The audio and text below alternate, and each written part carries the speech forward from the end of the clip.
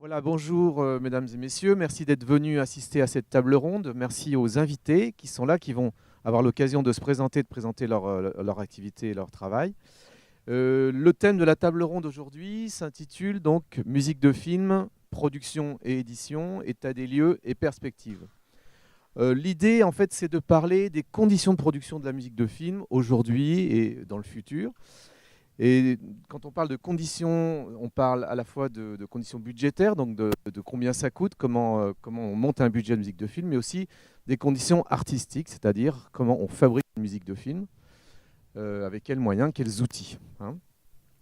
Pourquoi on a eu cette idée? C'est parce qu'en fait, voilà, c'est un métier en constante évolution qui est confronté à des nouvelles donnes, à des nouvelles problématiques. Pour lesquelles on cherche toujours des solutions, on est toujours en chemin, voilà, on est tous des professionnels de ce milieu. Il y a aussi clairement, même si on ne va pas être là pour se plaindre en continu, il y a quand même des menaces sur nos conditions de travail en général. Je parle des compositeurs, mais pas que nous. Et puis je dirais, il y a peut-être aussi une certaine méconnaissance de ce travail, de comment on fabrique la musique de film, combien ça coûte, pourquoi, comment on s'y prend, quel est le processus. Hein. Je pense que ça sera un moyen aussi de faire un petit peu le tour des questions qui vont autour de ça. Alors, sont présents à cette table, on va dire, 3 corps de métier en gros, hein, c'est-à-dire des réalisateurs. Ils vont se présenter, vous aurez l'occasion de voir, ils vous diront ce qu'ils font, des compositeurs de musique à l'image et un éditeur-producteur. Voilà. Nous avons aussi dans l'assistance des gens qui travaillent dans ce milieu, notamment un régisseur qui s'appelle Xavier Ferrand, qui doit être par là, et aussi un autre compositeur qui s'appelle Gérard Cohen-Tanuji. Je pense que les professionnels qui sont là auront l'occasion de se signaler et de prendre la parole. On va d'abord poser une question générale à tout le monde, et bien entendu, il y aura des questions, etc. Et à la fin, il y aura un petit cocktail avec du fromage, si j'ai bien compris. Ça va, vous m'entendez bien là? Voilà. Donc j'ai parlé plus près du micro. C'est ça? C'est mieux? Ok. Vous avez compris tout ce que j'ai dit, je n'ai pas tout répété. Voilà, super. Fromage. Fromage et pastis. Ça a l'air bien. C'est cool.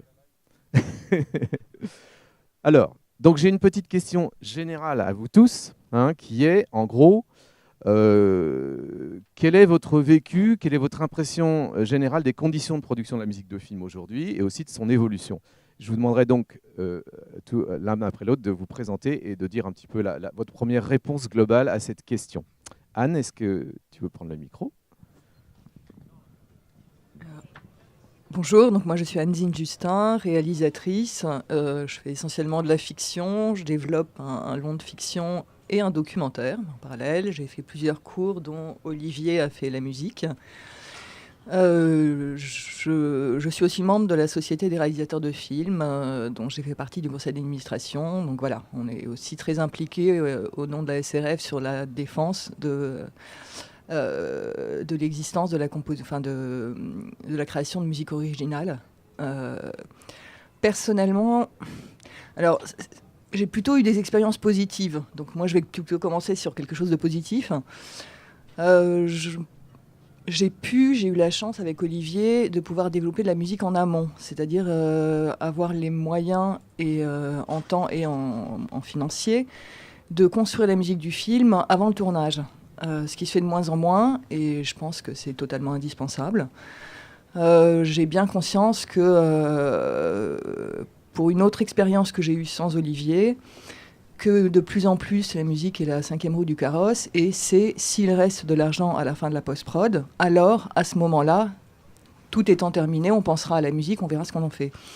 Ce qui n'a absolument aucun sens pour moi, on en discutait tout à l'heure, une musique ne peut pas être construite sur un montage abouti, enfin terminé et bouclé, une musique se conçoit en même temps que le développement des images. Voilà, ce qu'on a pu faire avec Olivier et ce qui est le seul moyen de construire un film. Alors Éric Debègue. Merci.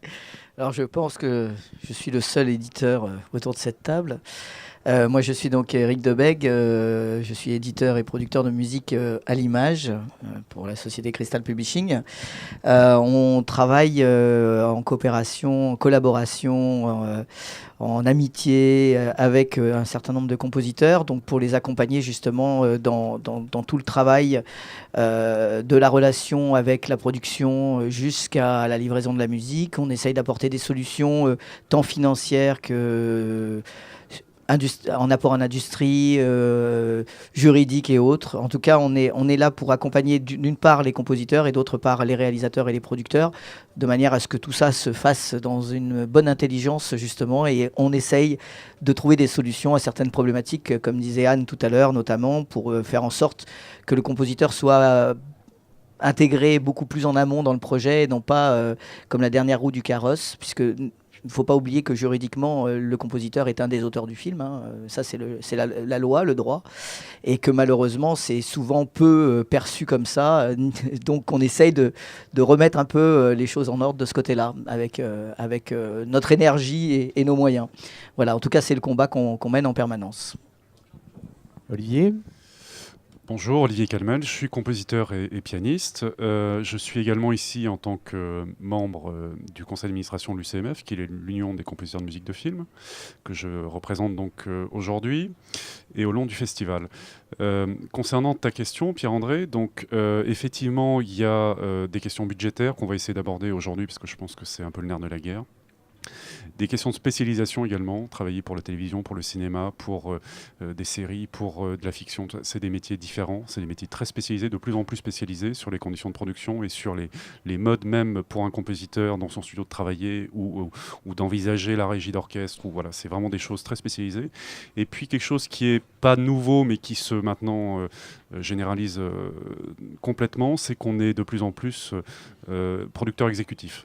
Donc c'est-à-dire que le compositeur aujourd'hui, la plupart du temps, très souvent, on lui confie un budget et on lui demande d'être autonome sur tous les aspects de ce budget et de fournir une musique qui correspond à ce que souhaite le réalisateur et le producteur.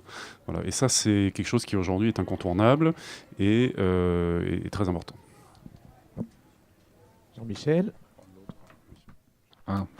Oui, bonjour. Alors moi, je m'appelle Jean-Michel Bernard.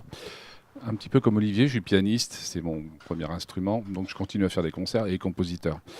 Je travaille plutôt dans le cinéma, j'étais connu plutôt pour mon travail avec Michel Gondry et différents réalisateurs comme Étienne Châtilliez ou Francis Weber, Martin Scorsese, etc. J'ai également le poste de professeur de musique à l'image au conservatoire du nouveau conservatoire de Paris dans le 12e arrondissement depuis le mois d'octobre dernier. C'est une nouvelle classe dans un conservatoire tout neuf et je suis très concerné par l'enseignement et surtout la protection et l'aide des jeunes compositeurs.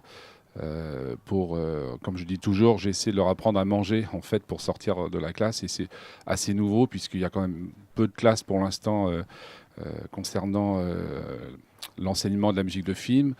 Je ne suis pas là pour leur apprendre la musique, ils ont tous déjà un niveau élevé, mais je suis là pour leur faire bénéficier de disons, mon expérience et puis parce que c'est un réel désir d'aider tout simplement. Donc j'ai peu de cours puisque de toute façon j'aurai pas le temps. Mais voilà, donc je parlerai de ça avec plaisir. Et concernant le reste, j'ai pas mal de choses à dire aussi là-dessus. Ça, c'est le moins qu'on puisse dire. Et donc, je pense que vous allez certainement poser des questions et je serai là pour y répondre. Bonjour, Jérôme Rossi. Alors moi, je suis compositeur depuis une quinzaine d'années pour l'image. Je suis également pianiste et enseignant-chercheur en fait à l'université de Nantes. Je suis un peu cumulard parce que j'ai aussi fondé une société de post-production dans le son avec mon ami Lionel Guenoun. Donc c'est aussi un regard assez important parce que on nous confie en fait des projets où on s'occupe de toute la post-production son depuis le montage, bruitage, post-synchronisation, musique et mixage. Et là du coup la musique est complètement intégrée au processus en fait de post-production. Et il y a un certain nombre comme ça de packages de post-production qu'on peut proposer. Voilà. Sinon, concernant la situation de la musique de film, j'ai l'impression, enfin moi je manie pas les gros budgets, je pense, de Jean-Michel Bernard, pardon, mais voilà, moi sinon dans ma pratique, je reste quand même sur des petits budgets. J'ai l'impression qu'on est toujours assez proche quand même d'une forme d'artisanat. Voilà, moi ma manière de m'en sortir et d'avoir des petites formations instrumentales, c'est de recourir en fait à ma casquette d'enseignant-chercheur en employant quelques étudiants qui sont ravis de se prêter au jeu. Mais c'est pas forcément très pérenne pour le marché de la musique de film et des jeunes musiciens. Dominique, oui. Bonjour, je suis réalisateur et vice-président du SNAC, du Syndicat national des auteurs-compositeurs. Alors, à cette table, nous avons 2 vice-présidents, parce que Pierre-André Attané est vice-président du groupement Musique à l'image et je suis moi-même vice-président du groupement audiovisuel. Il y a une raison à cela, c'est que le SNAC, qui a été créé en 1946 par Jean Cocteau et Henri Janson, a regroupé 5 grandes organisations de l'époque pour fonder un syndicat multidisciplinaire, pluridisciplinaire, où 1200 auteurs se côtoient aujourd'hui dans différents groupements, que ce soit la littérature, que ce soit la bande dessinée, que ce soit la musique à l'image, les variétés, la musique contemporaine, j'en oublie. Et à titre de réalisateur, pour rejoindre ce qu'a dit Anne-Zine à l'instant, j'ai toujours fait composer mes musiques en amont des tournages. Alors, non pas essentiellement pour sécuriser les budgets, qui sont toujours la portion congrue au moment de la post-production, mais par choix artistique. Alors, je sais qu'on aura peut-être un débat sur l'esthétique de la musique de film. Je sais que certains compositeurs préfèrent composer une fois que le pré-montage ou que les premières images ont été tournées. Certains réalisateurs préfèrent s'inspirer de la musique pour pouvoir entamer leur tournage. Je suis de cela. Voilà. Bon, je vous remercie de ce tour de table.